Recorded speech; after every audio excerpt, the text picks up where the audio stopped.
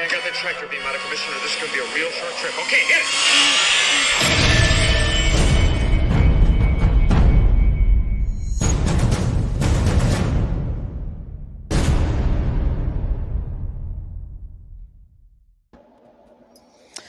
What is up, everyone?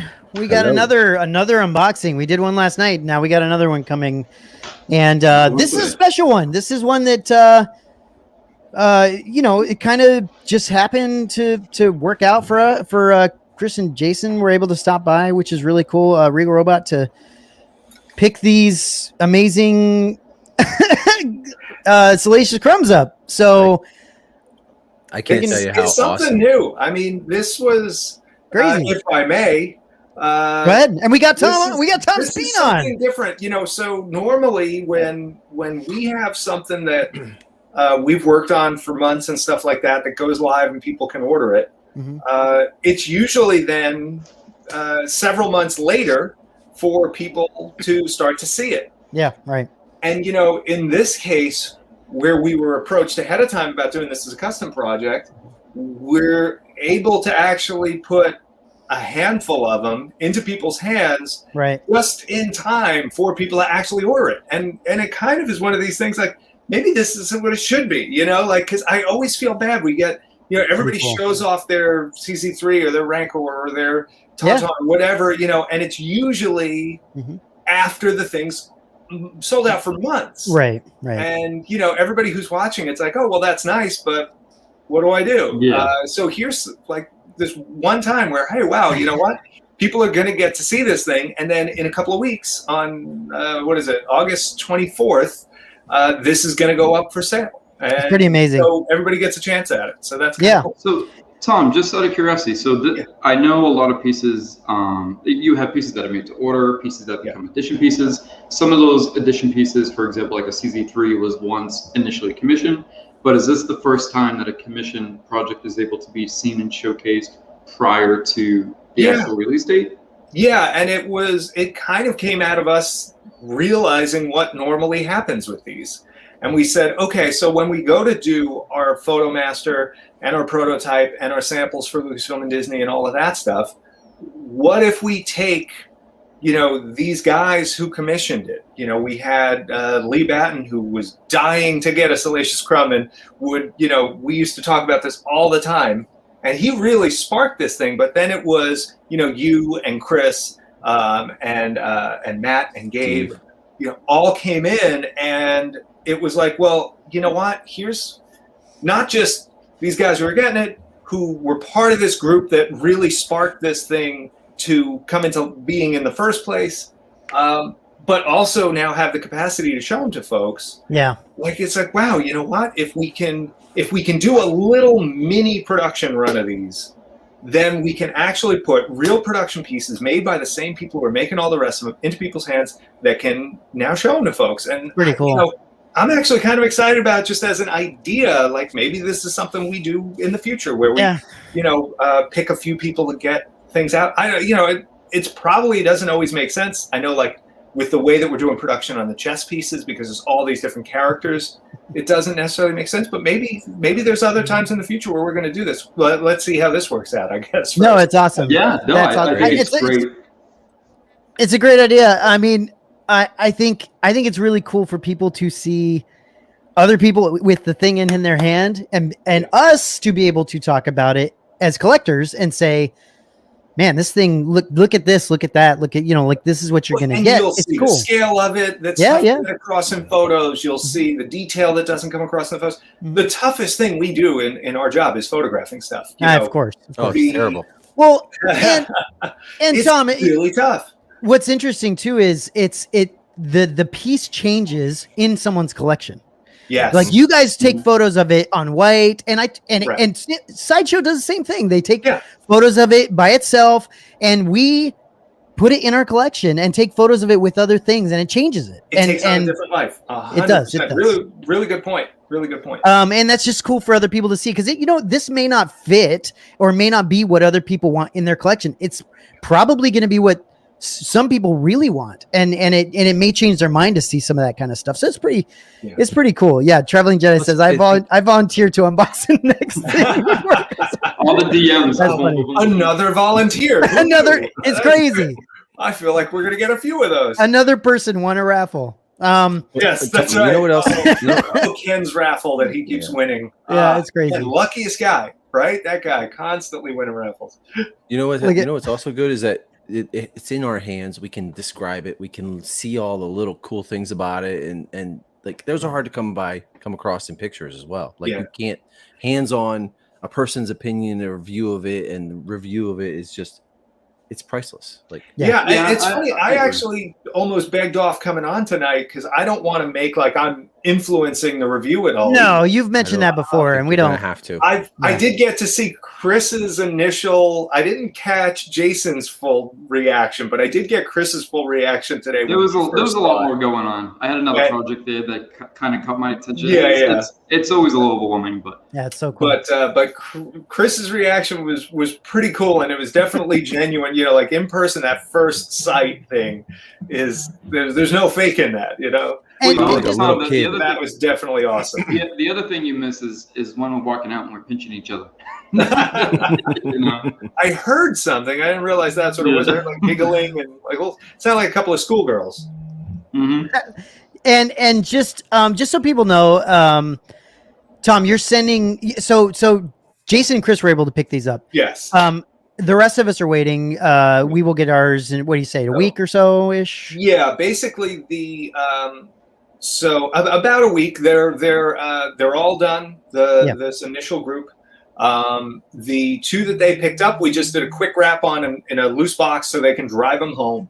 Yeah. You guys are getting yours hand wrapped, double wall box, some foam lining. And that's just because we haven't done the production run yet. And when we do the production run, we're actually having custom cut, die cut foam for it. So it'll be white EPS foam, die cut to shape for the arms, the legs, the ears, the body, the tail. Everything on this guy is removable. Yeah, stuff comes apart. And it all pegs in or screws in. And they're going to assemble theirs live. Hopefully. Which Tom was like, you're actually going to do this live? Yeah, I was totally expecting them to have it all together and just in the background, you know. No. But also too, just to rehash quickly with the packaging, so people know, as you stated, we picked them up. So this isn't a lot of misconceptions that it's just a little bit of, you know, paper or bubble wrap. It's, you know, it was by design that it was lightly. And even the first 4 that are getting shipped, it's going to be all hand wrapped, same size box as the final will come in, but not that custom cut insert because those are all being done at the same time. And that's going to let's make sure people understand. You asked us, Tom. Yes, I did run that by everyone. I gave everyone the option. You gave everyone the option to wait until, for a while until you have the actual boxes in or get it sooner and have it wrapped as it is. And, no one wants to wait. And so everyone's like, send it. The good thing is, every part of him comes off. His arms are solid resin. His legs are solid resin. The tail is solid resin. Yeah. The ears come off. He is, once he's broken into all of these parts, it's not quite the same as when you have something that's a beast that has to be fairly seamless. Yeah. And it also lets him go in a flatter, smaller box, which, fingers crossed gets handled a little better than a giant box in the hands of the shippers. Yeah, of course. But yeah, and this is, as we go, we adjust, we learn, and we try and keep things moving in the right direction. And of course. The cooler thing about this, I mean, yes, it's going to ship in an insert. That's pretty cool. But I think the cooler thing is how he looks once he goes all together. It's even things like making those ears removable. We did little custom wrinkles around each ear so that it's so cool. Very minimal seam and stuff like that. And I'm excited for people to see these go together. And the hair covers some of that too. And the hair covers the arm seams totally. Yes. Exactly. Yeah. And before we get into everything, if everyone could do us a favor, hit the like button or the dislike button. Either one works for us. And subscribe, or is that what the kids say? Yeah, sure. If you want to subscribe, I mean, but yeah, we appreciate the support, everyone. And if anybody in the chat has a question, we'll be watching the chat. Just at least I will, and just let us know if you have any questions for Tom or Chris or Jason. So yeah, guys, go ahead, hop into it. All right, now Matt and I are going to sit awkwardly. Do we have to like look down? Are we all in the same configuration? You got to look at their box. Like, you got to look at their like kind of like yeah. We got to look down at their box as they're talking. No, I'm excited to see how this thing goes together. Like, this is kind of cool. So I'll kind of narrate a little bit. So it looks like is this a race? Okay, so Chris is coming out of the gate. So Chris is unwrapping the base. Right. Well, let's see this. Let's see this. Real quick. There we go. We've gotten to the COA. As with all of our stuff now, we're doing the 8x10 photo or 8.5 by 11 photo with just the basic, very minimal kind of co-brand on there, and then the hand signed. What a strange creature! He really is. Oh, it's fantastic. The was Jabba's right-hand bird, as Mark Hamill says from Star Wars: The Jedi. What did Gordon? How did he come up with this design? Like, was he going off was he trying to go like a bird or like a? He said, he said he was trying to do like a bird and a monkey or something like that, or and I mean, he got there, you know. So the base there that Chris has, that was hand carved by Patrick Louie at our shop, and then it was cast. Each one of those is resin. That's so cool. I mean, the tops have a layer of faux suede and faux leather on top. Each of those gets distressing with paint and obviously the funky cutout, so it looks like the leather hides that are sitting on Jabba's dais. And of course, Jabba's asymmetrical tattoo, hand carved into the stone by Pat. Everything here intentionally rough and disheveled. You know, we tried to capture the feel of Jabba's dais without saying this is Jabba's dais. You know what I mean? This is the softer rounding on the verticals. It's the harder edging on the horizontal edges. And it's that coloration, the multiple layers of staining and stuff like that capture that. And of course, the little leather bits was something that I really felt strongly about from the beginning. I didn't want to duplicate the pillow that Sideshow did.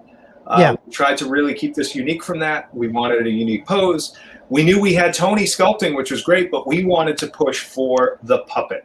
You know, Sideshow's one is beautiful. It's one of my favorite things Sideshow ever did. Mm-hmm. It was one of the things I saw so we used to work for Sideshow. We used to do, sculpting and stuff. Yeah. give him some hair fluffing. Yeah, those go down. Easy. So real quick, Matt, if you want to just go back to so I just want to show you guys. So as you can see, we got 1, 2, the pegs, 3, 4. Yep, and it looks like the fur lists specifically in this spot. Correct. Yeah. We have a little bit of a lip, which was well designed. Oh, that's cool. And the ears. So on the bottom here, you have the Lucasfilm. Yeah. And then this will be the access point, 1, 2, 3, to be able to peg in the part. Mm-hmm. So I'm going to work on that now. That is awesome. Which is very easy to do. I'll talk a little more about that sculpt too. You know, Tony is an absolutely brilliant sculptor. So Tony McVeigh sculpted this for us. He sculpted Salacious for the movie. He actually, really envisioned the character because this wasn't in the initial offering. There wasn't really much of a maquette. I don't think there was a maquette at all for him, actually. He was initially intended to be Effant Mon's sidekick. And there are pictures of Effant Mon with him, like kind of in the crook of his arm or on his shoulder. And the initial idea was that these were going to be a pair. And he just started to steal the show, and they decided to promote him to, Jabba's number 2 there, whatever you want to call him. There's some solo screen time. That's interesting to hear because you got to put into consideration what if it never made that change and he still he would have just been some little background character that maybe got. I mean, how much screen time does Effant Mon have? Almost nothing. Yeah, it's Yeah. I mean, it's as amazing as that creature looks, by the way. That's an insane build. When you look at all when you look at all the Everyone wants me to start laughing like Salacious. I'm like, I can't do that. You know what? I hurt my mouth, hurt my throat. I'm more likely to drift into the Tim Rose behind the scenes stuff, like hello in TV land. Like, hey Edgar, what'd you bring me to a place like this for? Like that. We have been saying hey Edgar around the studio for months because of this thing. Okay. Cece says she loves the top. The leather effect looks really great. Thank you, Cece. Yep, looks really nice. And just for those who don't know, it's Coach leather, right? Right, Tom? Oh yeah, yeah. It's like Louis Vuitton. That's right. Yeah. I just buy the most expensive bags I can find and cut them up. Yeah. Well, what's really funny is we do this sort of thing all the time where we're like, oh yeah, and then we'll cut a piece of leather on the top, and that's like, we should make it 2 layers. It's like, and we should distress them with spray and stuff like that. And then we got to go out and then you got to hunt down the fabrics and then you do it. And then you realize like, I have to now cut 300 pieces of leather and spray all of them. Oh, that's so cool. Yeah, so there you go. That's one of the legs going on. That's awesome. Have the same pattern? What's that? Does the leather all have the same pattern? Yes. Okay. They are all going to be, we actually are paying to have them mechanically cut. One of the companies we work with that does custom fur for us also has a plotter cutter now. And so it was one of these things where we had to balance out, like, what would be the cost of us doing it by hand here versus having them do it? And it definitely worked out in the favor of having them do it, but it's definitely not cheap. So Tom, someone was asking real quick, what secures him to the base? And you guys made it specifically so you can put on and off the base, correct? Correct. I wanted this to be so if somebody wants, they could even turn this base around. If they don't like the Jabba symbol on there, or they decide that the way it sits in the room, he needs to be facing this way. Because that happens to me all the time. I'll get something, and it's why we do like the posable heads on the bigger Chewbacca busts. Because you might have it in a place in the room, and where if we had him looking straight ahead, he's staring off at corner, or he's not, interacting with the other stuff you have. So I wanted people to be able to move him around, and in order to move him around, because of the way his legs sit, he's not central on that base. The base would have had to have been much bigger if he was centrally located on it. So if we had like a single peg, there you go, nice big feet on that guy. Yeah, look at that. That's look at the wrinkles on him, dude. That's fantastic. So can you show the top of the foot? So this is stuff when Tony did the original. That stuff right on top of like the instep of the foot there, to me, are like those key wrinkles. The stuff right over there, where we tried to match where all those wrinkles are, at least all the major ones we could. That is that look of fabricated foam and latex that you get when you're doing a piece like this. On something like this, the head gets sculpted. Yeah, he's substantial. Look at the toenails too. The toenails are fantastic. Thanks. Yeah, they've got to be dirty. You got to have the muck and grime in them and the streaks. The whole idea is that this puppet, the head was sculpted, but then the rest of him is a fabricated thing. So Tony clay sculpted this to look like fabricated slip latex and cotton and things like that. Which, let me tell you, as a sculptor, is one of the toughest things to do, and he knocked it out of the park. Even just the subtle stuff on the inside of that leg that Chris is holding there. If you look at along the thigh, there are all these little subtle folds and things like that just look like if you took crepe paper and got it wet and wrapped it around something. That's the look of fabricated skin on something like that. That's really how this puppet looks. And Tony nailed that look on this stuff. I'm so proud of what he did. I really like the matte finish on it. Thank you. That's the one thing I took notice when I was looking at it earlier. It's just like it looks like real skin. Well, like a puppet skin, but it's really flat. Well, and it makes the gloss on his beak pop, and it makes the gloss of a glass eyes pop. And the glass eyes have a bit of depth to them.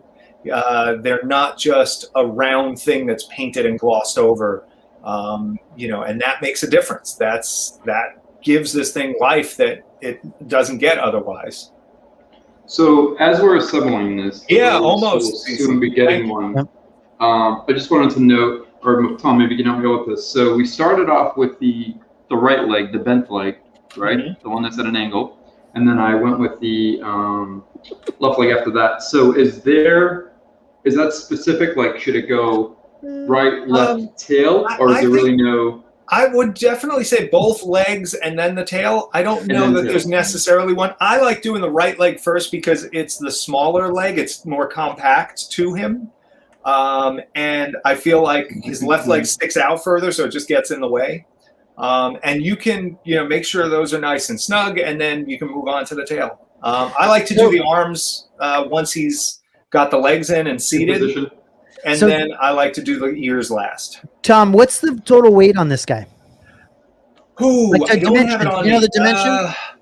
Ballpark 15 pounds or 16 pounds. Okay. Base. And he is fairly substantial. Each of the legs weighs a couple of pounds because they're solid resin. The body has a good weight to it. When you have the legs and the tail on, thank you, Robin. When we have the legs and the tail on, he really is well situated wherever you sit him. And I want people to be able to put this on a shelf, on the base, facing whatever direction they want. That's why we didn't peg him into the base. I didn't want to nail people down in a single way like that. We also left that tail removable because not everybody is going to have space to have a big tail coming out of the back of them. And our tail pose is based loosely on the pose he has where he's in front of Jabba with a little bit of a change, but there's actually times in the movie where you can see his tail looks like it's sewn to the back of his collar to hold it up and in the air. So we did one of these poses where the tail comes up and around and just goes past the back of the collar, real snug to the body.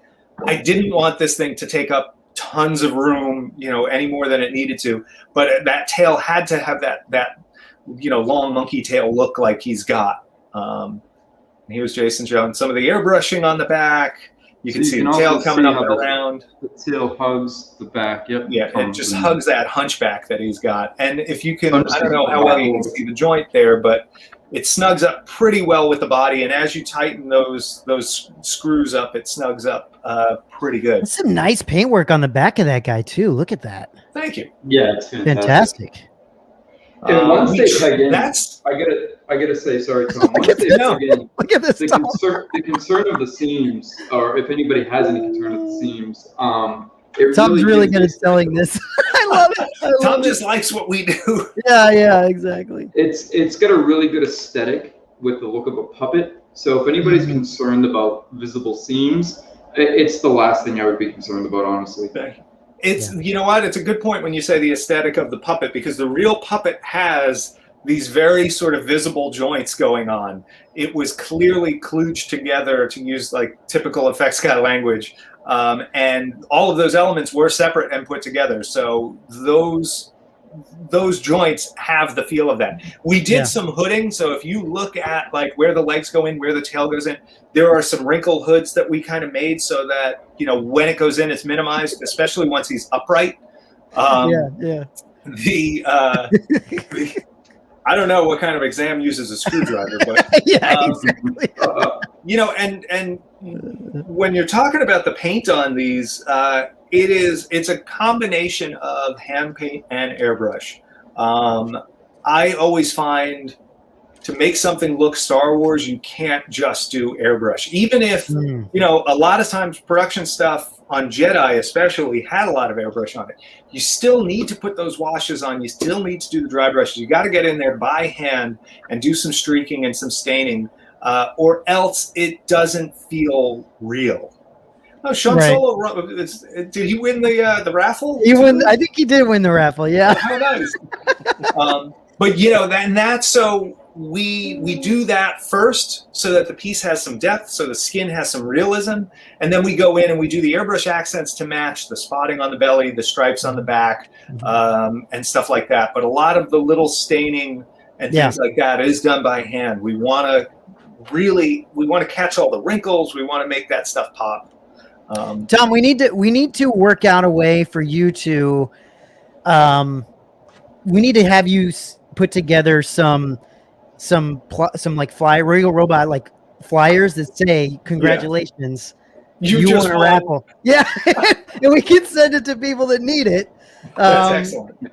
That'd be fantastic. It's a great Dude, he idea. sits really well. Like, look at him. That's fantastic.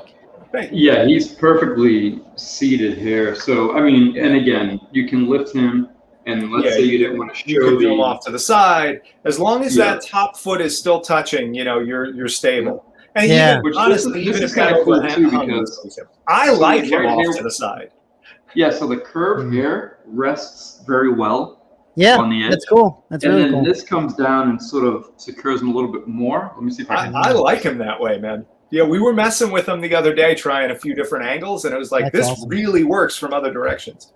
So, Oh yeah, look at there's that. some- Here's again, just for people to get that idea of the sort of like, Yeah. you know, that sort of old, yeah, gnarly decrepit, old sort of man creeper hands, type. Yeah, swollen knuckles, and all of that. hasn't cut fingernails, and That's even underneath they kind of like indent a little bit, so you can tell they're really funky and just covered. Ah, that's cool, man. That's cool. You definitely don't want him scratching you. no. No, you're getting hepatitis. He's got old man skin. That's right. There's, it's funny. One Get of in the there, guys, Chris. What was that? Because we're I was saying, get in there, Chris. He's getting the thing put together. I love it. So I'm gonna insert the arm real quick, and Tom, if you want to just sort of reiterate real quick. Yep. So we have a peg here. Yep. So for anybody who's concerned, it isn't just a piece of resin by itself. It's actually got, if I'm correct, a little bit of There's metal metal running through the center of that. Correct. Okay. So this way it allows to give just, if needed, you can give it a little bit of push, right, as you're pegging it in. Exactly. Yeah, it's got a little bit of flex to it, and it'll go down on an angle. So it's especially on that right arm, it's pretty much straight down, and it's just about making sure that you don't catch the fabric of the fur underneath it as it gets into place. The arms are a nice snug fit too. So Tom, was this made out of the same material that the Rancor was made out of? it is a poly resin, not polystone. Okay, yeah. And it's cast a little differently than the Rancor because of the fact that we're doing individual pieces. We're able to do sections of it completely solid. So the arms are solid, the tail is solid, the legs are solid. The body is cast to a relatively even thickness. I want to say about a 1/4 inch thick all the way around. Okay. But yeah, it is polyresin, and it's that means it's got a little bit of flexibility to it. It's not like that polystone like you get overseas. Yeah. Okay. So I just pegged the arm in, and as I pointed out earlier, that little lip with the fabric is. Yeah. So the fabric doesn't lift all the way around. There's just one little section here where it's intentionally left loose right around the shoulder, so it lifts up and hangs on top of the shoulder. And it is a snug fit. I felt comfortable giving it a little bit of pressure.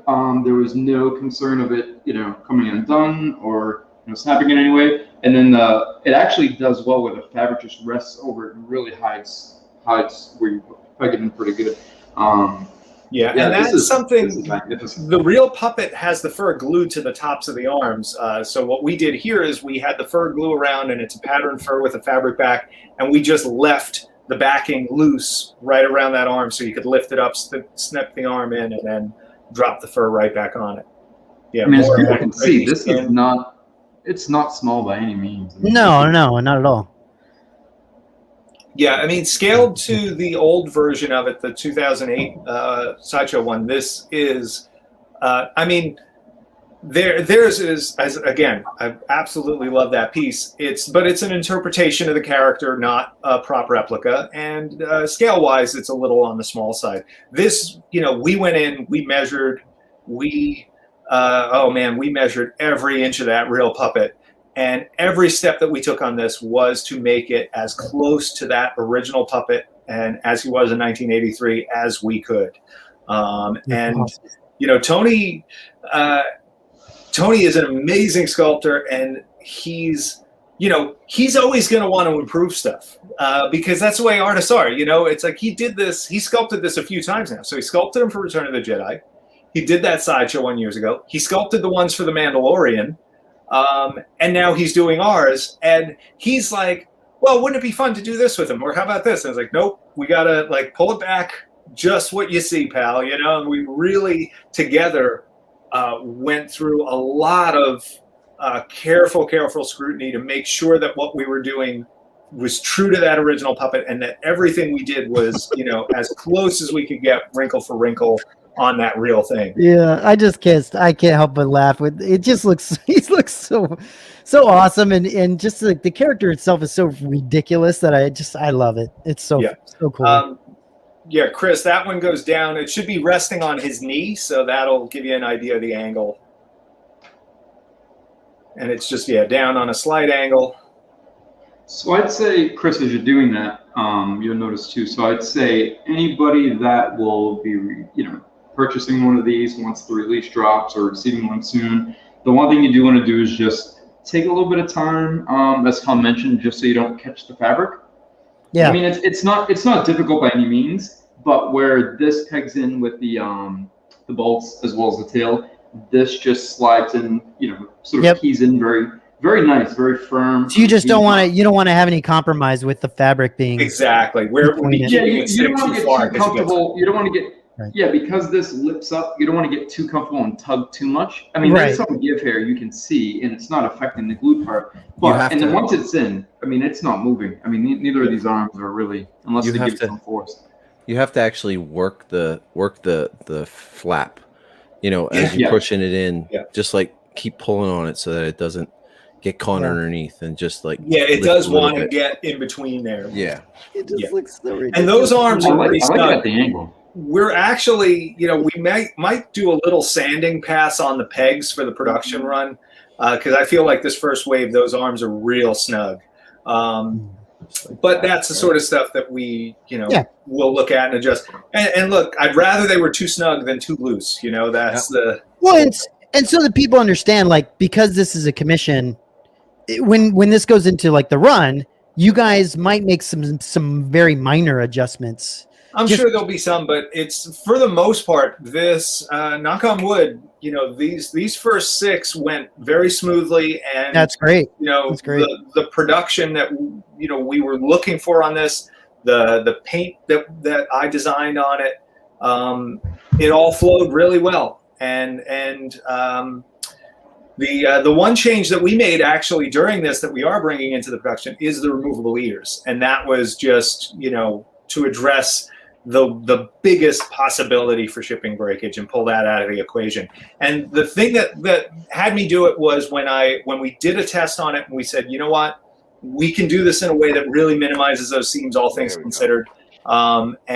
Each one of them, the peg kind of guides you in. One of them slides more downward and one of them slides a little more sideways. So it looks like the right slides more, and his right slides downward and his left sort of goes acrossways. But you'll notice, and I'm sure if you're close to the camera, the seams on those ears are not offensive at all, and it's certainly worth any trade-off in terms of getting them to folks safe. So I was literally going to say, Tom, not to interrupt, but that's what I was about to say was once they're in, you almost can't, you literally can't see. You just kind of forget it.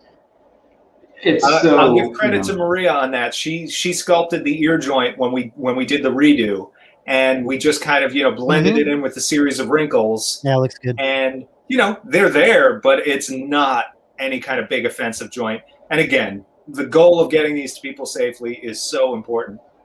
He looks like he's about to just have a what do you call it? Ventriloquist act. That's awesome. I want people to get a peek at his eyes. That's the thing. I want to see if I can kind of.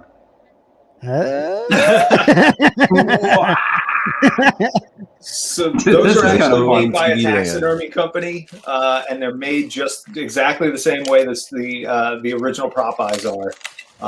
They've got the same layers of color. They're the same size exactly. And we actually had them made before we even started the sculpture, because I wanted Tony to have a pair of those in the sculpt to make sure that everything was going to line up. And so these are glass eyes, right, Tom? They are, and they're actually not easy to get into a sculpture like that. So Zizi says donations. Oh, jeez, that's so funny. Sorry about the sarcasm. You can almost see if the pupil's dilated, it's got the multiple colors. So he's got the black pupil, he's got about 2 shades of brown and the yellow. Mhm. And it's underneath. And then the so black ring it looks like a as well. The black ring, yeah. So it looks like a real, yeah. You see the black ring around where the bloodshot it's part kind of of the human eye loosely would be. based on like an owl eye, I think, or something like that. I don't know that that's exactly what they used at the time, but it has the feel of like some sort of yellow owl. So cool. To me, Even the way the eyelid, especially on the right side, rests over the eye. That's fantastic. Yeah, and they're tough, asymmetrical, his eyes. So, he's got an asymmetrical brow, and then each of the eyes has a different lid. One of them, his left eye, barely has any upper lid, and that's the way it is on the puppet. That's the way it always was, even in the vintage photos. Hey, look at that. Chris, what do you think? That's fucking insane. But what do you really think? Yeah, exactly. Freaking unbelievably lifelike, and it almost looks like you could stick your hand in and do a puppet puppet show. It's that. It looks like it does not look like a statue. This is unbelievable, huh? Yeah, the skin is just so. It looks like old people's skin. Like how. Oh, it's just unreal. I can't believe how awesome this is. I like that you can move it around on the base. I like that you can sit it sideways. You can sit it, and anybody, a couple of the questions was, how does he, sit or peg or stay secure to the base? I mean, he isn't going anywhere. As you can see in Chris's image, he's pretty bubbleless in his chubby little belly and his behind. I mean, he's not going anywhere. Spine. Look at his hunch. Like it's like a little spine, dude. I love it. Hunched over. It's give us that side view again, Chris. His right side. Yeah, rotate back towards you a little bit. This is my favorite angle on him. As you get to this side, even a little further, you can really see the body attitude that Tony put into this. It's hunched forward. The chest is resting on top of the belly and squishing into it. The neck is leaning forward. He's looking a little off to one side. He's not dead center with his face. There's a lot of cool stuff happening in this pose. And Tony, to his credit, this is all him. Yeah, that wrinkle kills me because that's exactly how a fabricated latex piece folds up, but he did it in clay. That's how people. Yeah, it's like a muffin top. You can see it on muffin both. top. Yeah. So Chris, too, if you look on the other end, I know it's hard for you guys to see, but there's an area right here where it folds like a puppet would fold. Yeah, that's what he's just talking about. Yeah. It's got like a little. Yeah, and another concern, I think, again, it's really different to have this in person, where some of the images that were shown, or even on Sideshow, was the color. But the color on him it's really, you have various shades. It's pretty drastic, and I think initially, right, Matt, some people had thought like he matched very close to the color of the base, which you could see now. You can see it's different. Difference. Yeah, it is very different. And just so everyone knows, I'll be unboxing him whenever when I get him, when I'm able to. So my guess is I'll be able to show a little bit closer some of the details and maybe some of the color a little bit different. Yeah. But this looks fantastic. This looks crazy. The messier the hair, the better. Yes, 100%. Especially his shoulder fluff, just mess him up. It's funny that you mentioned the base. Our photo master on the base turned out different than our paint master, and it is a little warmer. It's definitely not his color tone at all. But the Photomaster base is ever so slightly warmer than the ones you guys got, and that's intentional. I shifted away from the warmth, and I felt like this new paint matches Jabba's dais ever so slightly better. But it's a subtle difference. Like we're talking, it's here to here in terms of that color. It's not like a 180. But I think that's part of the difference of having it in person, is being able to see the variations. Even in person with the other base, it's totally different. It's nowhere near his color. It's just a little warmer. It's the same. It's literally, we just changed the brown drips to a slightly cooler brown. Everything else about it is the same as the Photomaster. So again, not a huge difference, but it does make a nice difference. At the risk of sounding cheesy, the base alone is a work of art in and of itself. It looks, it's nice.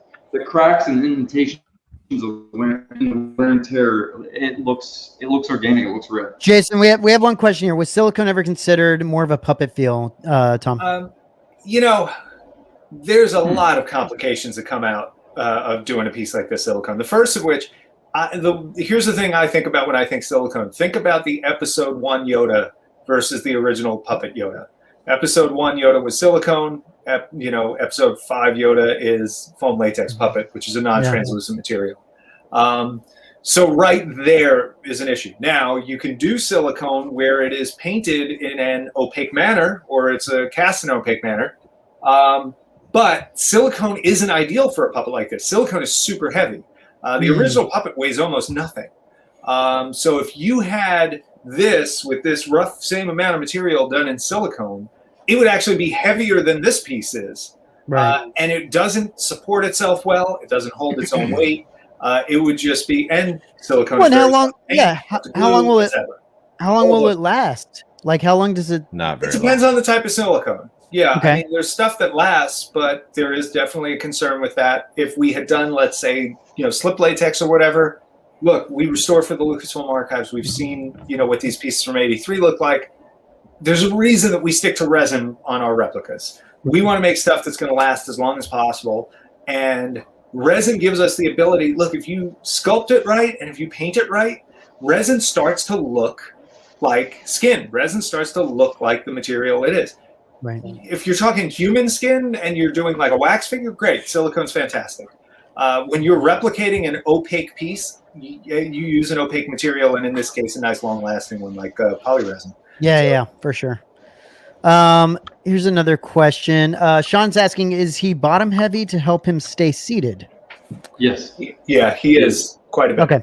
He's not that light, but you can lift him, but this takes a little bit of, A lot of that weight is the legs. Those legs together are about 4 pounds, so there's your bottom weight. He stands on his own. When we do the painting on him, even with the arms in, he stands fine just sitting on his butt. But as soon as you put the 2 legs and then the tail, that's 5+ pounds of additional weight there. So he's pretty stable.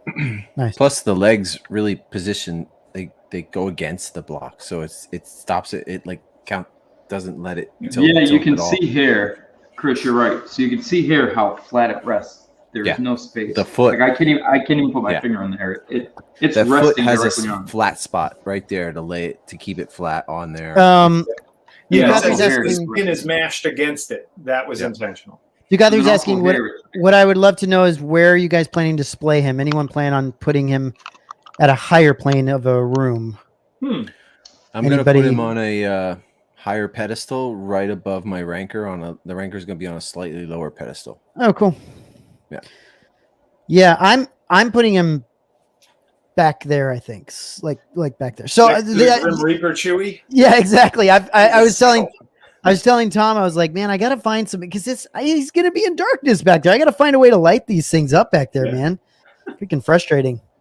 If you only knew an electrician. These 2 guys are they're like the QVC host, just moving the thing, turning it, fluffing it. It's fantastic. It's fantastic. And one of the nicer additions to most of Tom's pieces, or Regal Robots pieces, I should say, is the signature plaque. And you have both Tom. Sorry, the joke. So it's Tom Tony and McVeigh and Tim Rose.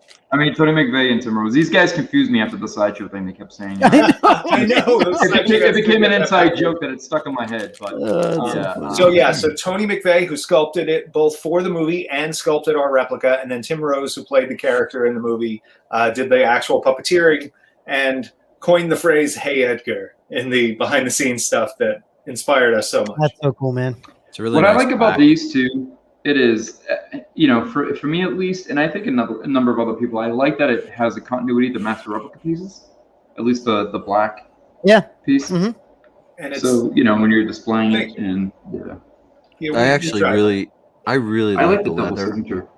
Let's see yours. Let's see your plaque, Chris. Do you have your plaque?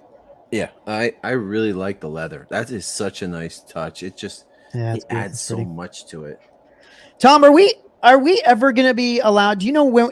Are we allowed to show ever the making of pictures that you sent out to us? Is that ever a possibility? It's stuff that we have to go through some approvals on. Okay. Sometimes can be a little bit of a challenge. Yeah, no worries. I love showing that stuff where I can. We always try for it. It's so cool. What was really cool, Tom, was when we saw pictures. He was flat gray, and then his eyes just stood out.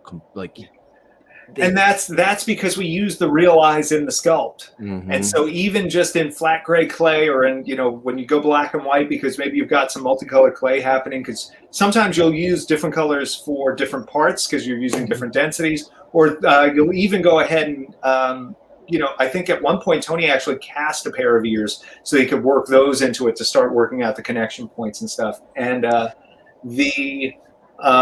but always having those real eyes in there really helps give the clay sculpture life, and it makes you're on the right track versus trying to feel it out with either dummy eyes or just hand sculpted eyes. We also needed on the engineering side, we needed those exact eyes to fit in the final product, and we needed to come up with a way to use glass eyes on a resin piece where we maybe couldn't get in there and Dremel out from the inside. So we figured all that out, and I'm really proud of what we came up with on it. And it looks like you guys both kind of approve as you're staring into his eyes. Yeah, well, his tongue even has a little bit of texture to it. I don't even look inside his mouth. Yeah. It's almost got like that cat tongue surface. Just a very subtle texture, yeah. Yeah, very, very mild, but with the paint and the way it's done. It's enough that like the little overspray catches it as you're doing the various browns and the blacks with the airbrush. We try and darken inside that mouth a little bit. You don't want them to look like, even the real puppet does have a fairly bright color in her mouth. On a static replica like this, you don't want that jumping out at you. So, you start off with your muted pinkish color, then you go in with some browns, then you go in with a little black overspray, and you just try and settle all that down so that the tongue isn't just jumping out like Barbie pink at you. I gotta say, when I mean, you remember when I came up to pick up Chewy? Yeah. I had my sons with me, and we spent how long in your office just looking at the Ranker? Like quite a while. Yeah. A long time. And I was blown away by the Ranker, but I gotta say, this, I don't know how you did it. I don't know how you did it, but we didn't think you could top the Ranker, but you may just have done that. Like, it's Thank just you. That means a lot. My favorite it is looks amazing. The flat color on the skin. I love that. I do. And I just want to say, Tom, I appreciate you and Regal Robot, and just the way you guys take commissions, to be honest, because not everyone does that, and to be able to do that and turn it into something that other people can get, I think it's awesome. Like I can't take credit for any of this stuff because I was gracious enough to jump on this thing towards the end of the commission, and I'm happy I was able to. But that said, it is cool that it is possible, and that things like this can happen, and it's something that normally on its own that would cost a crazy amount of money to make can be split up or whatever into and actually come to life. It's pretty awesome. Thank you. No, and I'm grateful that people come to us for that stuff. It gives us the motivation to put things in places where maybe they weren't going to be in our schedule. I think there's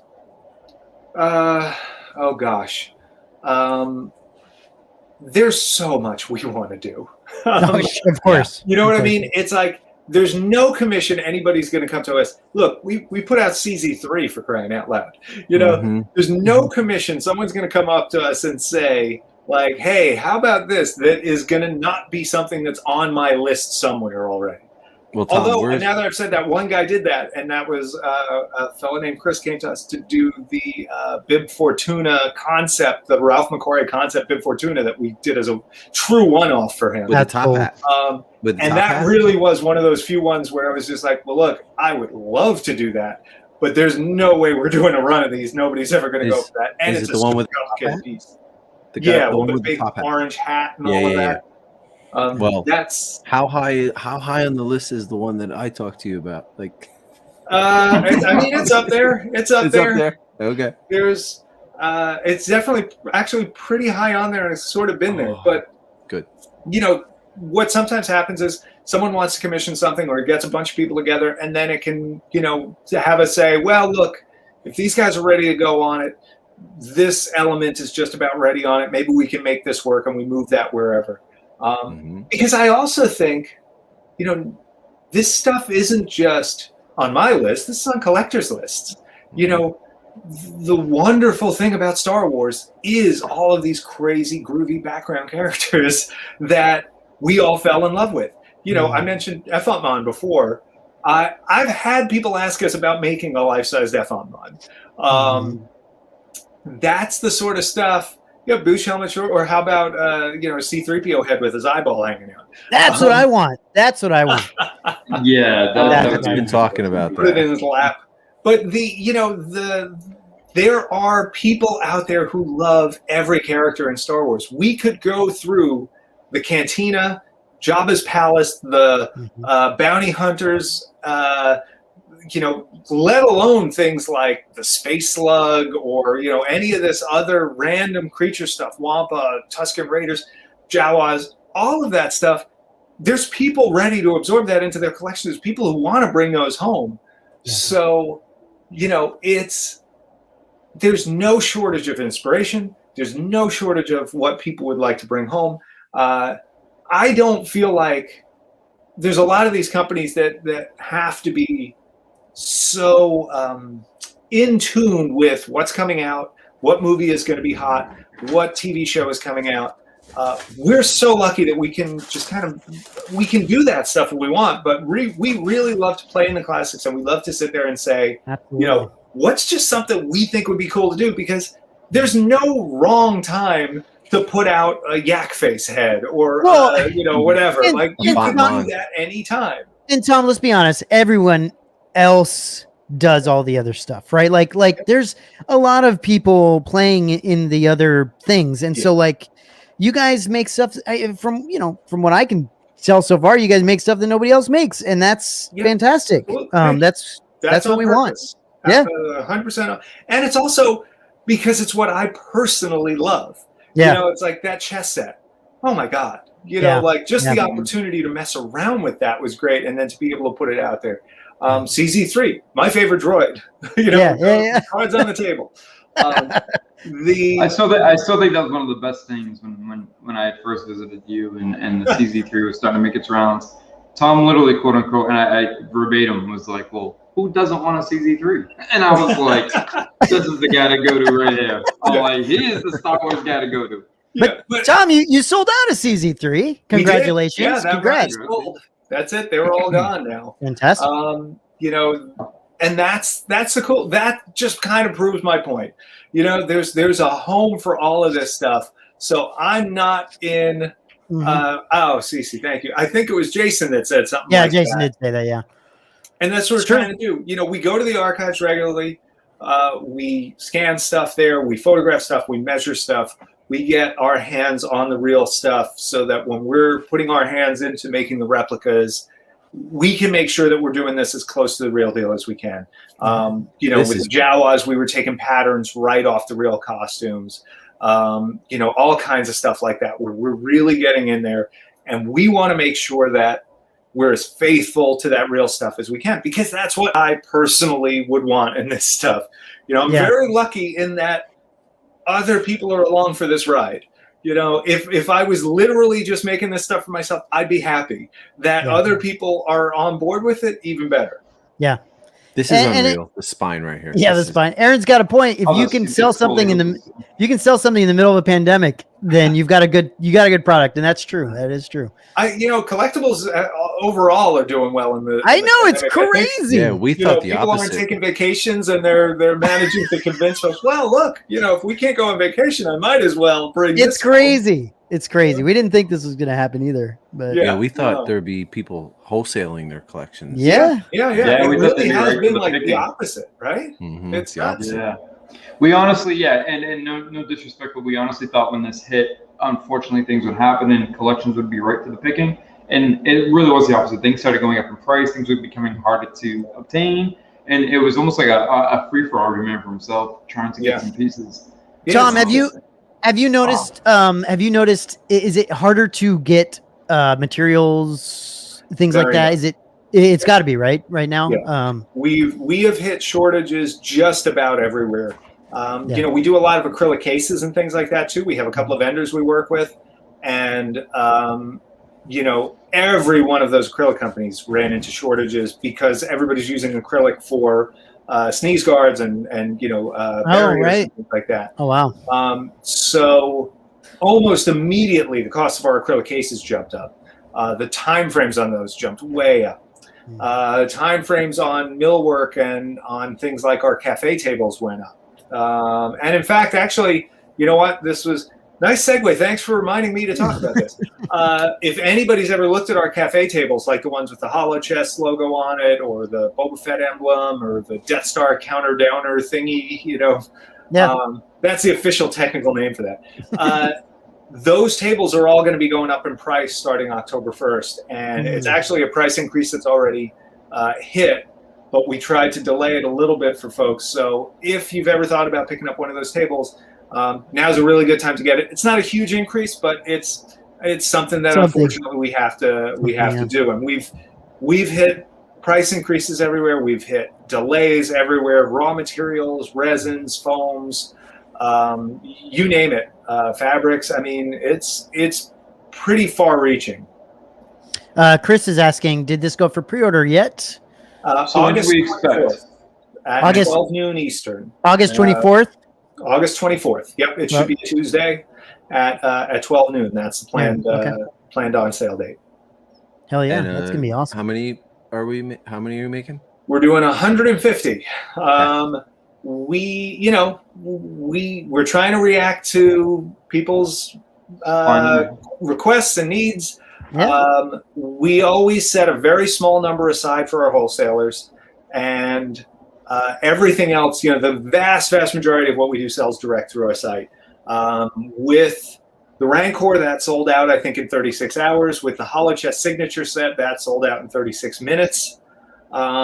So the Hollow Chest set was 77 pieces. We figured Salacious is a much more popular character than that. Let's give more people the opportunity. I don't need a 36-minute sellout. I don't want a 36-minute sellout. I like when stuff sells out, but like CZ3 hung out for a while. People had a chance to get that. I love that. And if we can get Salacious to hang out on site a few weeks so that everybody who wants one has a chance to get one, so be it. Yeah, that's great. It's not gonna happen. No. And just a quick disclaimer: the Jabba Dungeon smell is not included. So that's correct. Yeah. I hear what you're saying, Tom. It's one of those things now, right? The hard part is the more you come out with amazing things, the more they sell out, the more people realize, okay, if I don't get on this, I'm going to miss out. And so it is what it is. And even with CZ, where he was on that site for a few months, I mean, he might have even been there a year, the numbered edition. The signature edition sold out like that. That was like 5 or 7 minutes. It was ridiculous. Right. But the numbered edition hung out for a long time. But when it got down to about 10 pieces, it went real fast. When people realized, like, ooh, you know what? That window is about to close. I'm going to sneak under there like Indiana Jones with the hat. You know? Exactly. I'm in. You know, and so, look, I'm hopeful that it does last a little bit. I really do want people to have a chance at it. And we're doing, they all do come with the signature plaque, Sean. It is a dual signature. Every you guys show the plaque? We had them all signed already. Yeah. So, you know, so we have the original sculptor, and then we have the original puppeteer and voice, or just puppeteer? Just the puppeteer. Okay, puppeteer, and then so the original sculptor from the movie, and then the puppeteer from the movie. Correct, and the sculptor of this replica, which is a nice double bonus there. Yeah, and the sculptor of the replica as well. Yeah. And so I gotta say, I really like the creator signatures. I mean, I get it's fantastic to have an actor signature, but when you have a piece like this, Like even with Tippett, having the creator signature, and I'm excited even about the chess set. That's a fantastic trio signature. Thank you. It's gonna be. I was so happy we could do that. Yeah. And I mean, those are three really great guys, and I'm very, very lucky to know them all. And I wasn't sure, especially with Dennis, I didn't know if that was something he would jump in on, if he would be comfortable doing it. And I was so excited when he said yes. And you know, that's a plaque that makes me smile. That's a plaque that makes me we don't see his name on much, if anything. Usually some of the like storyboard pieces and maybe things like that, but at best, no, it's and that's what we try to do. You know, look, there are people who, like, I used to jokingly say, like, you know, I was a kid. Thank you, Jasper. When I was a kid, all my friends wanted to be Han Solo or Luke Skywalker, and I wanted to be Stuart Freeborn or Rick Baker. You know, like, that's not an exaggeration. Now, I didn't even know who Stuart Freeborn or Rick Baker were at that point, but, like, I knew I wanted to be the guy making the monster. I knew that I didn't need to play Star Wars. I needed to make Star Wars. Like, that was my drive. Third grade, I was setting up cameras in the basement and building a Jabba the Hutt puppet because I was going to shoot Jabba's, you know, throne room in my basement. Like, I was sure of this at 10, you know? So that's that drive is still the same now. And that's where this whole idea of, like, let's celebrate the creators. Let's celebrate the people that brought these monsters to life, that inspired me so much. I would watch, you know, classic creatures, Making of Return of the Jedi. I would watch from Star Wars to Jedi, the Making of a Saga, endlessly to see the shots of Phil Tippett's monster shop in there, and to just get a peek and try and figure out what the heck they were doing in there, because that was magic happening. And to be able to now call on them and have them be a part of these editions, Tony sculpting on this one, Phil doing the digital with us on the chess pieces, to have them do their signatures on this stuff. I mean, it's amazing. You know what's cool, Jason, is so sick. Matt, put up both of them. Okay, it put up Matt, Jason's and mine. Okay, he has his on a different angle, and it looks like a different puppet. Hold on. You know what I mean? Like, it looks like his face is thicker, but they're exactly the same. Yeah. Can I even do that? Oh, I'm big. Hold on 1 second. I don't even know how to do this. That's okay. I don't know. I don't know what to do. I don't know what to tell you. But I know what you're saying, Chris. So yeah, I have mine on the angle. And what's you're looking kind of up at him, so he looks a little. Well, yeah, and I really and like. He's at the edge of a wider lens, so he's going to stretch as you get closer to the edge. I know. I keep turning him towards me to play with his hair, and I apologize. I'm just kind of losing. No. I'm kind of like getting in the zone with him, but I do like that even at the angle, he's still with his both feet rest perfectly against this end. Yeah. Tom, you know, I do a lot of pedestals, and I think initially my intention was to also remove him from this, place him on a pedestal, but I really like this so much that I might go with a much smaller, wider one, and pedestal then add on top of it, and keep this on top. Yeah, because even with the piece of leather, and it just gives so much more to the overall piece. Let's let's talk about shipping, because Tom, you get this all the time. So the shipping cost is going to be $99 each. Actual real shipping costs will be considerably more than $99 each, but that's what we're putting it on the site. We'll absorb the rest and pay, you know, the royalties and whatever on that. Unfortunately, we are not permitted to ship directly to Canada. We can, part of our licenses, we're only allowed to ship to a U.S. address. Right. We've had plenty of folks from other countries purchase stuff from us so that they've always shipped to a U.S. address. We can't take orders from anyone, but the only address we're allowed to ship to are U.S. That does include like APOs or overseas military bases. It does include Puerto Rico and Guam, but beyond that, it's the 50 states, and that's just part of the game with licensing. Part of signing that contract is you tell them specifically where you're allowed to ship. Yeah. Can I point something out here? Like, okay, so I'm holding the base flat, and I am moving him, and he is not budging. He's not budging. And you have it on a turntable, rotating thing too. Yeah. That's not but I'm like tilting or turntable, and he's whatever. Rotating turntable. Yeah, he's not budging. Thank you, Chris. Yeah, Yeah, his arms either. Like you can give it a little. I mean, not that you should, but you can give it a little force in there, ability moving the legs. It's very, very secure. Thank you. We had a few people ask about that when we showed the PhotoMaster, and it's funny. I mean, I looked at Rob and I was like, having it here and having messed with it, I've never even considered pegging him onto the base because it doesn't feel like it needs it at all. And again, I wanted that freedom. I wanted people to be able to put him however they want, to put him on the back, put him on the front, put him on a shelf, sit him next to their life-size Jabba the Hutt that we do. These are a part of the run. These are the first 6 of that run of 150. Cool. Yep, that makes sense. I'm just using reference. There you go. The one Right. thing I noticed about that photo when we were choosing photos. I love. I mean, that's my favorite shot of Salacious of all time. Obviously, it always reminds me of the gum cards. But I think it was in the Blue Series, Return of the Jedi had this particular shot. Might have been red, but whatever. That photo has a heavy flash on it. You can see by the shadow behind him. So he's a little washed out. He's a little pale in that shot. Yeah, you can tell, especially with this. Yep, there you go. Yeah, look at that shadow, behind the foot and everything.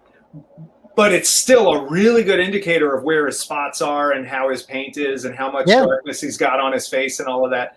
But it's one of those things where I, as much as I love that photo, I'm like, I hate using a flash photo next to our thing because they're not going to look exactly the same. Yeah. Well, I mean, yeah, you guys did a hell of a job. Ears getting is hard. this This close is as like possible. bat wings. Yes. Good call. Yeah. And it may be hard to come across, but even though with this being the flash photography, if you just take a peek, you can see his ears, a little bit of redness in here. And you get the same thing with the coloring. So it may not be coming across on my camera, but the coloring in here, there's a little bit more. Yeah. Yeah, that redness up by the vein of it, absolutely, that is there. Kind of see it in here, a little bit in here. I mean, this is just I can't get over it. Tom, what? So when you worked with Tony on the actual sculpt and like getting the positioning and how you wanted him to sit, how much did Tony say? Like, how much was back and forth? Did Tony really want this specific pose versus like? It was definitely a little bit of a back and forth. I came to him with a mock-up, just a very loose kind of photo mash of that photo that's on the COA mixed with a couple of other things because I knew we weren't going to be able to have the foot draping off the side and have the head of the gargoyle and all of this. Then it was going to be huge. So I started with that. Tony made actually a little mini one about this big to start. And I told him the proportion of the block versus the figure as a starting point. And so we did a little test, and then it was like, okay, we'll move this leg a little this way, move that leg a little that way, we'll straighten this, we'll hunch that. And it very quickly came together. It really, we picked a good starting point. Tony interpreted it really well and kind of gave it a little extra life. Tony did the Gamorrean maquette that we have. So he's the one who sculpted that for the movie, and that is direct lineage right to his original sculpt. Look at the hands on that thing. Tony Cipriano, different Tony, who sculpted the Jabba maquette that we did. When he saw the Gamorrean fighter maquette, he went, "That's a McVeigh sculpt." And I'm like, you think that's his? He's like, look at those hands. Those are McVeigh hands. And he's like obsessed. He's like, Tony does the best hands. So when it came time to do the big Salacious, I just let Tony do what he wanted with the hands and feet. And he gave them such gnarled energy and life. There's a little crossover in the toes on the left foot. And that was I think that was even on the maquette when we did it. But there's just this gnarled energy to all of it that just feels kind of, I don't know, craggy and old man, and kind of, he's got a little of the hunch forward, a little of the Monty Burns from The Simpsons kind of thing happening. Yeah. He has that feeling like the top of him is sinking into the bottom of him. Like everything has weight. Everything has that's all Tony stuff. That's just straight up brilliant sculpting. You know, you could have sculpted this character and gotten all those proportions, but still have no sense of weight. You know, the sense of weight is what comes from a good sculptor. And Tony is more than just a guy that, you know, did some movie monsters. He is a genuine artist. And you know, I put all of these guys, you know, Tippett, Baker, Beswick, John Berg, Lane Liska, all of these guys that, you know, oh gosh, Kirk Thatcher and Dave Carson, all the guys from Tippett's team for Return of the Jedi as well.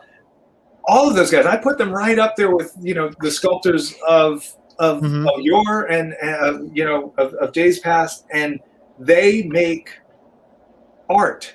There's no other way to say it. These monsters are art, and it's crazy. To give them a little bit of a spotlight in doing this stuff too makes me really happy.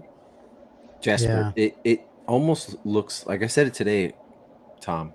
Mm-hmm. It almost looks like you can see the hand going in there. Like, just, I don't know. Thank you. Well, and that's, everybody says, like, you know, oh, I didn't realize how big he was. It's like, well, if anybody's curious how big he is, put your hand out like this and say, from here to here is his body and head, and then add long legs on top of that. You know, like, that's how you figure out how big a puppet is. It's like, even right by the mouth, if you look, it's... Thank you, Far From Death Star. You're giving you a digital applause for that's right back at you. Thank you so much.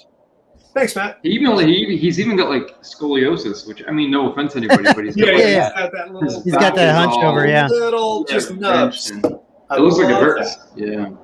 You know what else too? Wow. If you look on the back, there's an indication of rib on. There's an indication of the rib cage on either side on the back. There's like 3 little indications of ribs on either side. Yeah, you can see it right. It's hard with the arm. I wonder if I can kind of get it. Well, it's like right in here. Yeah. It's further back, the one I'm thinking of. But if you go on either side of the spine, there's just right around there. Yeah, there. Right here, you can see it too. It's subtle. It's kind of hard with the lighting, but you can see a little bit of like a rib cage here. Yeah. Almost it's in like both sections. Right there. Yeah. There you go. Yeah. I love. If you know what else? You could see his butt cheeks too. He's got butt cheeks. Yeah. You can see a little cheek. Yeah. Nice little booty cheeks. I love it. Chris, rotate back a little bit. I love. There's another thing. So give me just straight the back of his head.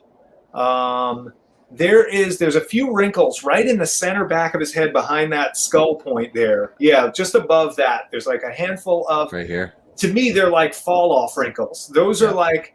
You know, you've gone over a firmer shape and now you're going into the softer area there and the material's bunched up. There's some really great stuff coming down. All that, there's kind of like waterfall wrinkles coming off of when you transition from the sculpted piece on the puppet, the head, into the fabricated piece, the neck. Yep. And, that's cool. That's cool. It's like here's his skull, and then his skin is like laying on there. Like it's like there's something underneath there. It's really cool. Tony, like the back of your wrist, right there. Yeah. Even the cheeks, Chris. You're noticing from behind how the cheeks look like they're drooping. Yeah. See that? Yeah. You got a very natural. All the neck wrinkles are fantastic too. They just did a great and job. We redid the neck actually. The initial pass Tony did, he kind of improved it a little too much, and I actually had him go back and mess it up a little more, especially right under the throat area, the dead center of it. I wanted to match the wrinkles on that real puppet. So there's some real kind of like, you know, wavy wrinkle stuff. Yeah, all in there. That we tried to match to the puppet, and it's, you know, the Jason, they're calling you a vertebraist. It's like Matt. It's like triple chin. Yeah. Triple chin. Yeah, I just think that the wrinkles and the skin looks so good, and all the bumps on his face, like next to his eyes, cracks. Like it's so cool. Yeah, you never love replicate that looks lizard like skin on either side. Yeah. The sort of hexagon pattern sculpt there is super and fun. all the warts really stand out. Here's what I'll say: if you look like you need tetanus from a replica, you know it's done right. You know it's done right. If you feel like you might have hepatitis after touching this guy, then that's exactly what you want. He means the creature, not the Regal replica, which is, I hope, guaranteed not to give anyone tetanus or hepatitis. Matt, Exactly. put it on. Put it on. See, look at the skin folds on his. Oh, the elbow. Yeah. Yeah, the elbow. What do you call that? Yeah. Weenus. That's right. Yep. They do call it Yep. that. Yeah. And again, the weight in those wrinkles, they're flowing in the right direction. They're hanging over what's under it. It's a mark of a good sculptor, man. Yeah. You know what that is too? That's those are intended to be the crinkling of the fabric and material as you're laying it over the form. The sort of the wear and tear. The way they do a piece like this is they take latex and they run it on different materials and just do thin skins of it, and then they wrap it around the foam body that they make, and you just get all of these little puckers and things like that, and they're usually contact bonding it on, so when it sticks, it just sticks hard and it creates those little weird wavy wrinkles and things like that. The wrinkles right there on his foot, like he's like there's pressure. Yeah, there's pressure there. That's something that was partially there from the original sculpt, and then we put additional stuff in there for the engineering phase, and that's when we took that original sculpt, made our molds, made copies of those pieces, and then redid all of the keys to go from sculpting keys to production type keys. And then once we had those keys made, we now knew exactly where that foot was going to hit. So we went in with different epoxies and clays and actually built up that edge of the foot to look like there's weight on it and that it's pushing against that flat surface. Because now we had the base, now we had the piece, we knew where everything was going to be, and we could adjust. And Tom, another thing. Someone saying the statue has a slight flexibility because of the resin? Question mark. Like, is it? Yeah, it does. It's got a little bit of give, so you can give a little pressure safely. I want to say it's like a 70 short. It's a polyurethane resin. It's not a very, very rigid resin. It's intentionally got a little flex to it.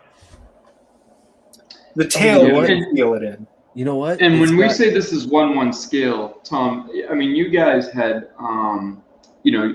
basically went through the archives and resources, and I think it measured the original Salacious quite extensively to make sure that every part of the body was length of the tail, different bone lengths for each limb, finger lengths, distance between the eyes, snout, all of that stuff was measured. And Tom, Sean's saying something actually really good that I think we should mention here is that you guys really did a great job in making sure people could actually display this thing in their collection, right? I mean, that's really smart. That like if the tail's just gone, I and I'll say this, I love CZ3 to death. Is one of my favorites. But there's times where sometimes if you put them in the wrong place, you have to take the antenna off. It is what it is. You can't do anything about it. And that's why we left that removable. Right, exactly. But this is fantastic. Yeah, this is fantastic.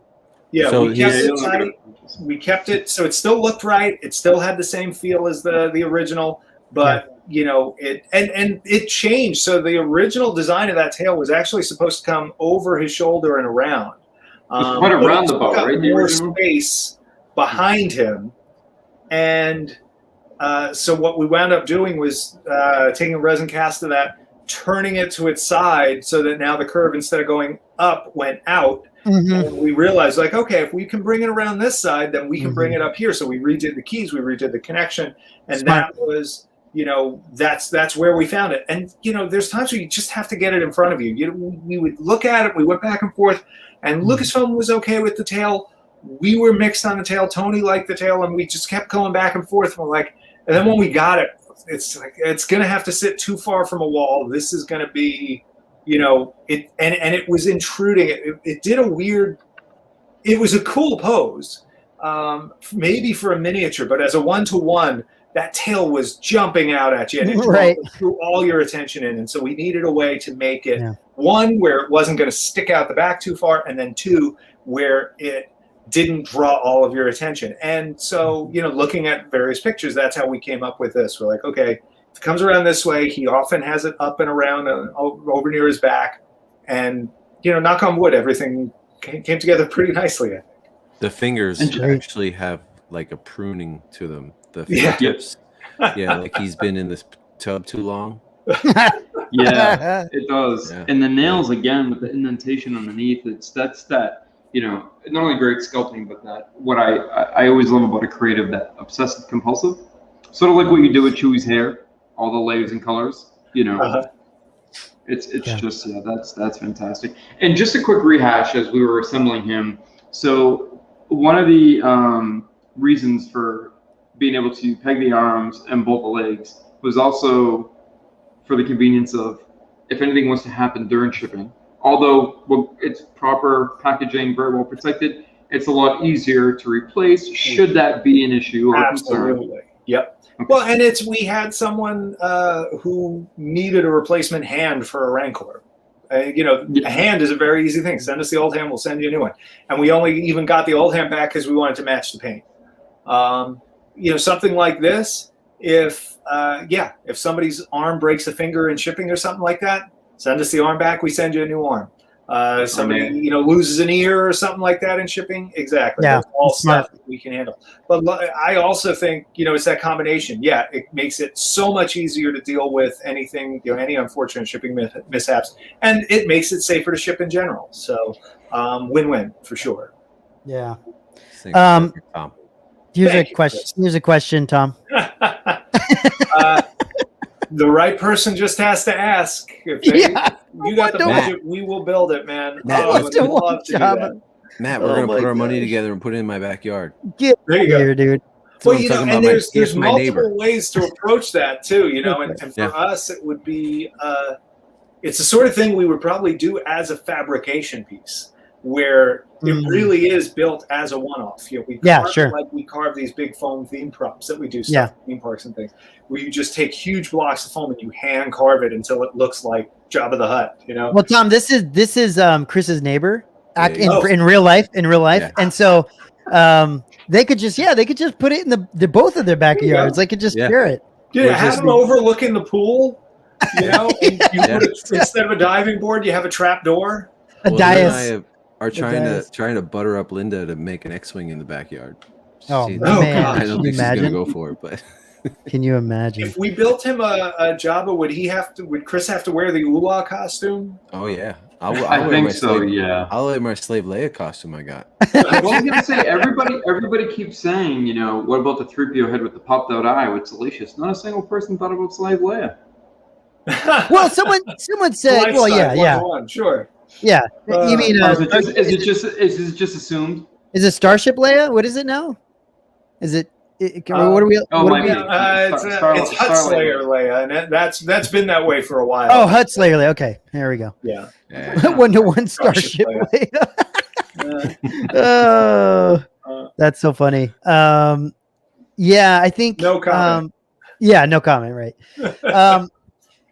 No, but this is, dude, Tom, congrats again, man, on another piece that is just, I don't know, a work of art. Keep saying it. How can you, like, I know you're not trying to top this, but like the next piece, it's going to be like, it's better than the freaking Salacious. Like, it's just crazy. Like, I didn't think it would happen.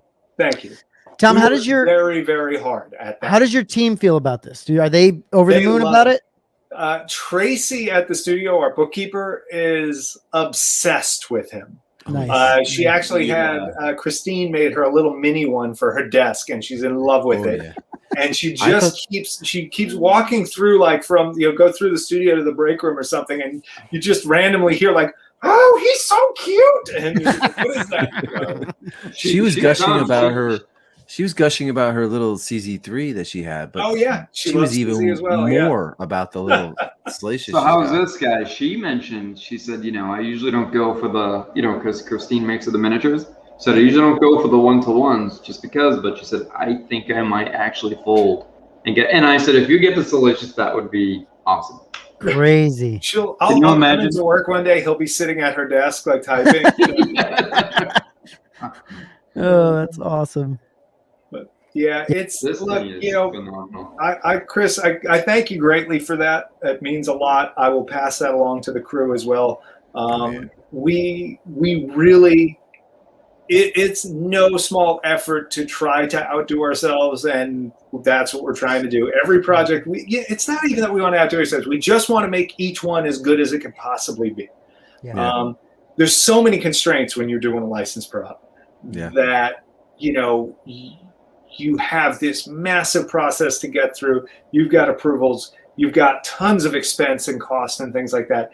And to be able to come through that on the other side with something that matches the vision that you had going in, to be able to come through with something that feels like the real prop when you look at it, that's like the greatest thing in the world. And it doesn't always happen. And it's just, I feel very, very lucky that I have the team I've got, that we get to work with the people we get to work with, and that, you know, from Tony on down to, you know, Maria and Pat at the studio, and Melissa and Ricky and Nina and Sam and all of those, you know, there's more names, I'm skipping a bunch, but like all the people that had hands on this, Max did a bunch of work on this too.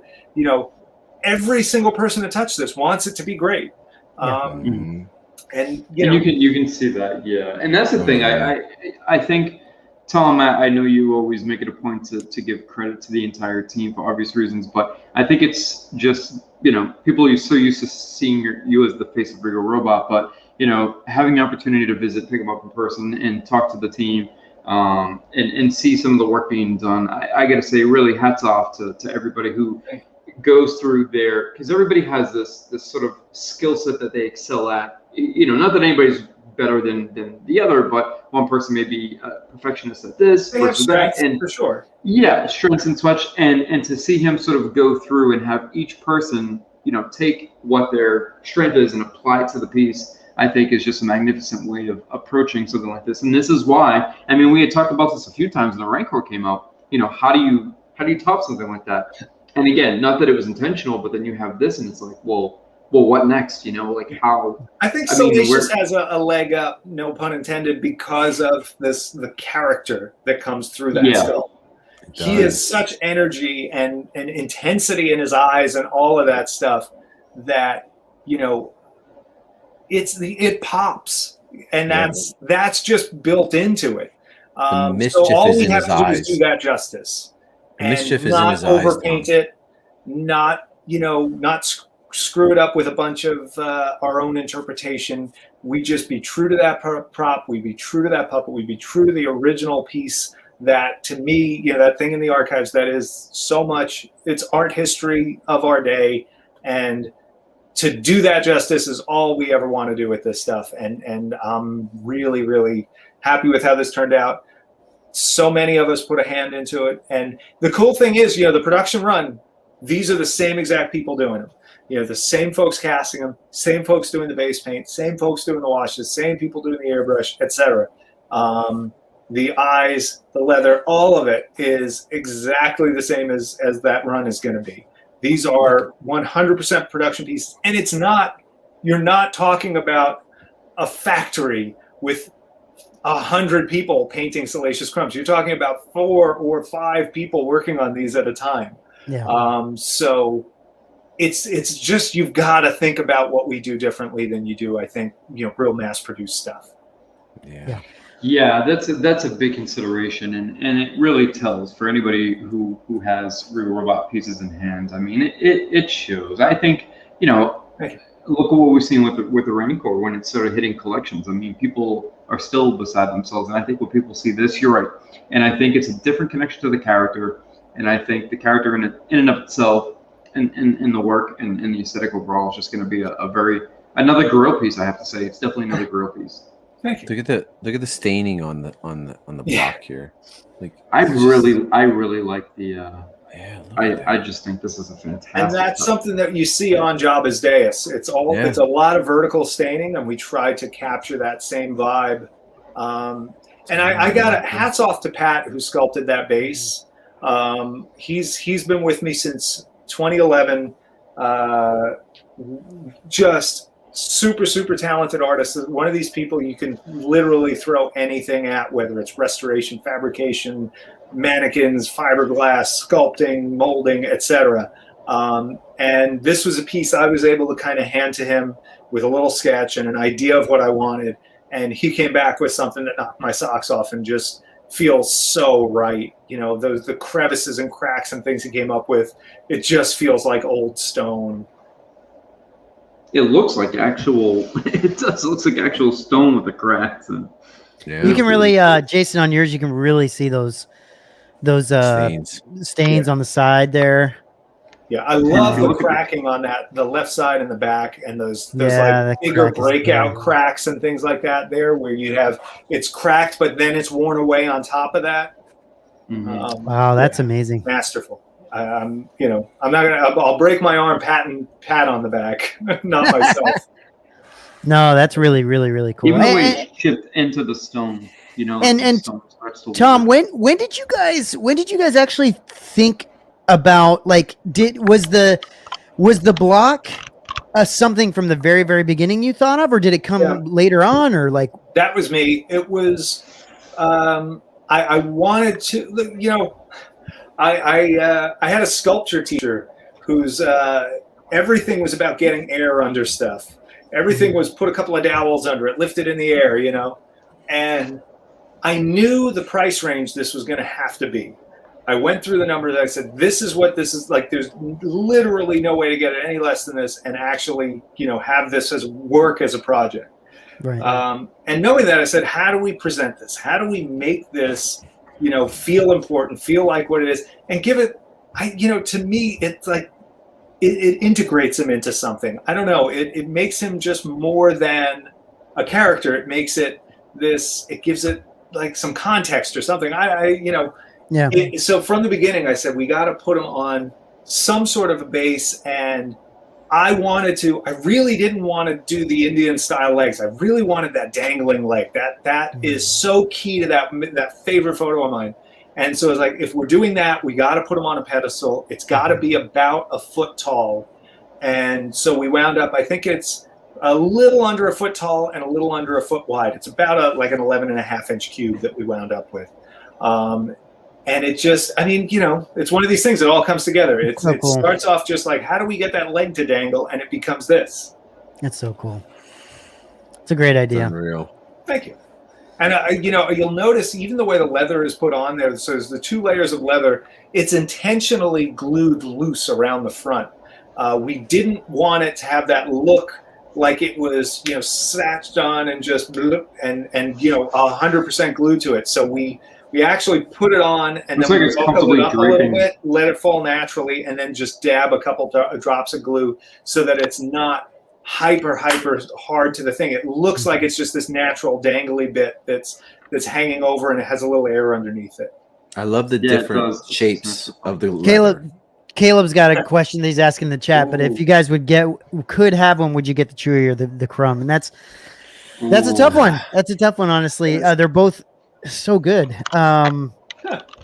They really are. I mean, Chewy looks exactly like how you Chewbacca. decide. Like it's crazy, man. I don't know how you would make them decide. Yeah, I don't know. I say, and let me throw this out there.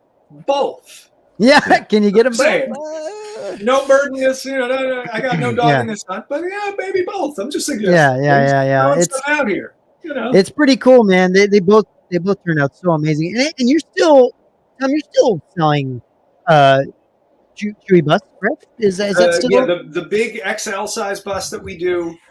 We just did a run of about 12 or 13 of those. Like they did a little mini production run of them. I believe the last of those just sold like a week ago. Okay. So we're now gonna wait till we get a few more orders in, and then we'll start another little mini run of them. Okay. Do you think that'll keep going, or do you think any ideas? For a while, we don't. When you get those pieces, it's funny. I look back on that piece. It was probably pre-Rancor. It was definitely it was well pre-Salacious. Our initial thinking was, this is a $4,500 piece. People had already bought 50 of the other Chewy bust we did, the smaller bust. That was going to be something where we said, well, the price is going to dictate the limit. Rather than trying to come in and do a limited run in one shot, we said, you know what? This is a custom studio. Let's put something out there, because those original Chewies sold out so fast. Those sold in a few days. Let's make something that people are going to have a chance at, but the price is going to be such that it's going to effectively limit the audience to a degree. Yeah. And this was also pre-payment plan. And looking back on it, if we had the payment plan at the time, and that Chewy is available with payment plan now, by the way, and we've even done an extended like 5 or 6 month one, so it's pretty good. But if we had had the payment plan at the time, and knowing what we've done now with the hollow chest and with all of this stuff, we probably would have done it as a limited run of like 77 pieces or something and called it. Yeah, right. As it is, I don't know the number offhand. It's not 50 at this point, I don't think. It's definitely like 25 or 30 of them, but it's a very small number of those. And so, I don't have a specific date when we're going to end on those, but there will eventually probably be a day where we say, you know what, we'll take orders for another 2 months and then we'll call it quits on that one and we'll retire it for a bit. And if we do that, that'll go out through our mailing list. Anybody who's watching, jump on the mailing list. We only email like once a week, maybe if that. And always great info and updates when it does come through. You don't get spammed, but when you do, it's great. There might be an email going out tomorrow with some new pictures of Salacious. Oh, there you go. Caleb rephrased his question, says, if your house is on fire, which one would you take? And Russell has a good response to this. He says, I'd die in the fire trying to That's so good. Russell. Exactly. I don't know which one I'd grab, but I swear if you grab Chewy, you'd probably catch on fire as you're running out anyway. So you might as well grab. True, you got to think about that. You've got 2 hands. There's a lot of hairspray on that Chewy. You got 2 hands. You can take them both. Grab the pole under Chewy and grab right here. Stick your hand in the puppet. You can, or my real life children. It holds pretty well, like just right from the back of the neck. Like I find that we were doing a lot of this, and like yeah, that's funny. They'll last longer in the fire than these will. And Benjamin's he's skating on thin ice. You don't want to answer that question. His wife, this is his wife, so I don't. It's she's in the chat, so I mean, my goodness. I think she just left Benjamin in the fire. Yeah, I think so. Careful what you wish for, buddy. That's funny. Guys. I mean, we're coming to the end here. We just Tom, we're so appreciative of what you guys do, and thank you again for the opportunity to Chris and Jason live close enough to be able to pick it up, and that's really cool that they got to do that. It is unbelievable to go to that shop. I'm like a kid in a candy store. It's just I'm like he's talking. I'm looking over his shoulder at all the stuff that I could possibly see. I don't know if you noticed, we rearranged the office. I did, and I was trying to peek too. The secret board is now very well hidden for when visitors. I noticed that. Yeah, I noticed that. I have to say, Tom, when you were showing my son the pictures of the dewback, I'm like this, looking like. He's like trying to peek behind around the door. that door, yeah. I was doing where'd the board go? No, I knew it was there. I knew exactly where it was. I was just trying to keep Rob and I looked at it. We're like, well, if we put it here, you'd see the edge of it, but that left edge is where the stuff that's just due to come out is. That's all announced already. So this is perfect. Just leave the door open if anybody comes in. Oh, that's smart. So anything that's already been anything you do see is already announced. I think like on that side right now, you got Jawas, you got Salacious, you got stuff that's literally either exactly. So Rob's got it. So Rob just said you guys have the fake board up for visitors. That's my god! Totally do that. That's actually, Rob. That's a great idea. That's a good idea, actually. Tomorrow, and we're gonna fill it with just ridiculous things. Yeah, that's a great idea. You guys are gonna come in. Here's the problem. Here's the problem.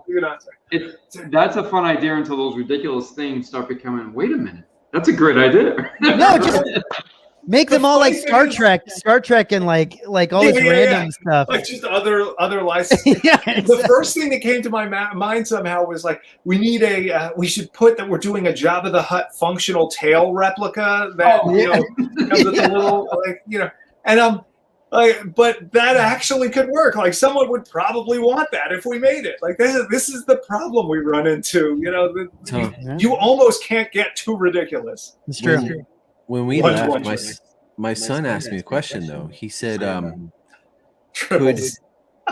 Is there an echo? Sorry. Yeah, there is. Oh, my son asked me, does he only like make Star Wars stuff, or if somebody comes to you and wants something from Stargate, you Right. know, like, will you make that too? Generally speaking, when it comes to replica stuff, we stick to what we've got the license for. Right now, that's Star Wars. Through the other company, we do tons of restoration. We do tons of display work. We do a lot of work with license holders. So, we've had people come to us for Ghostbusters stuff, Back to the Future stuff, Jurassic Park stuff. Those have all been for the license holders, whether it's, or even things for the Disney parks, Marvel stuff. Those are all for those companies that already have those rights. Generally speaking, someone comes to us and says, hey, I want a replica, blah, blah, blah, from some movie. That's not something we're going to jump in and do because we don't want to risk our license over it. Yeah, no kidding. Disney doesn't want to see you doing unlicensed stuff, whether it's theirs or anybody else's. Yeah. There's always the possibility that we'll look at other licenses in the future. It's certainly something we've thought about. I have my favorites list. Rob has his. But right now, we're a very small company. There's a lot of administrative type work that comes with getting a new contract with a new company and everything that goes with the behind the scenes of any license. I imagine, this is the tip of the iceberg. Even the work in the studio is the tip of a huge iceberg of work that comes with every single thing we do.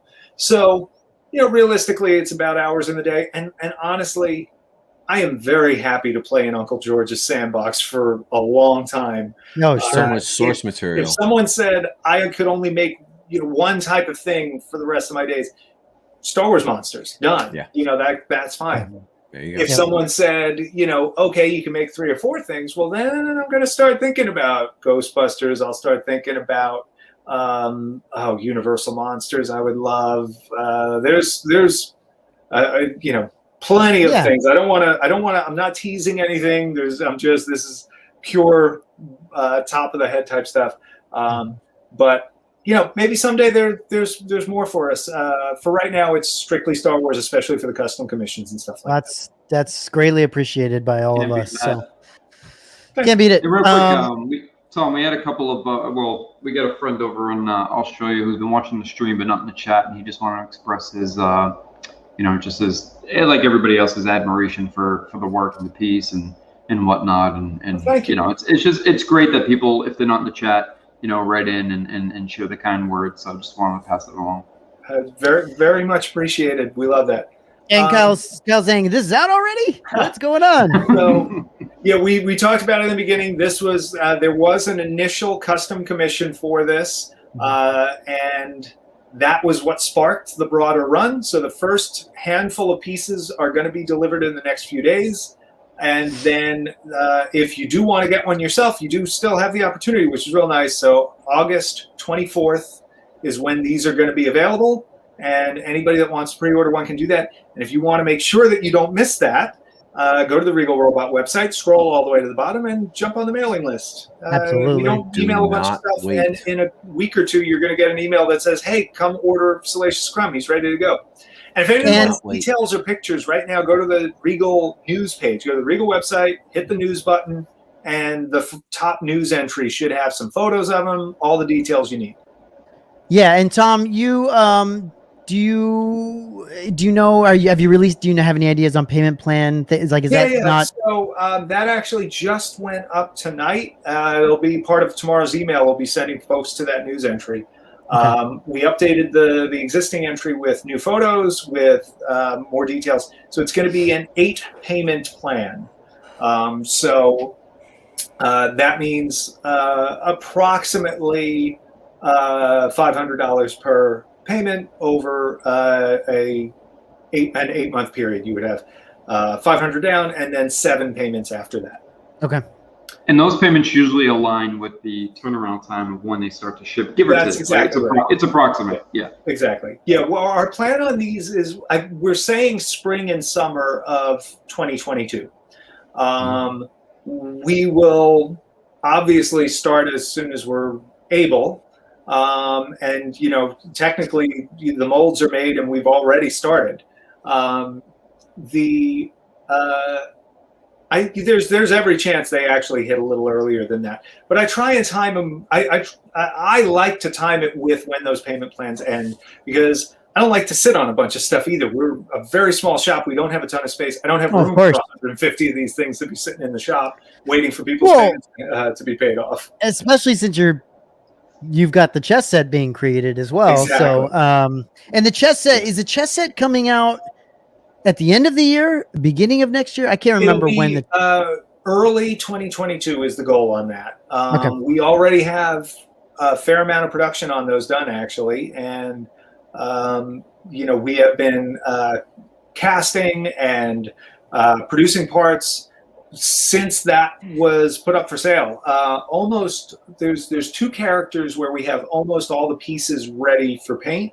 That would be all of them for all 77 sets, plus the few 2-packs that sold on that one. Yeah. There are others where we've got a handful of them already in paint, and casting is just moving on a regular basis on all of them. So it's pretty cool. There's little armies of monsters are starting to come together on the tables. That's so cool, man. I don't know if you guys noticed at the shop today, but there was a shelving unit filled with chess monsters. They were just in sort of base color, pale white and pale gray, but that shelf is getting pretty crowded. So I think so cool.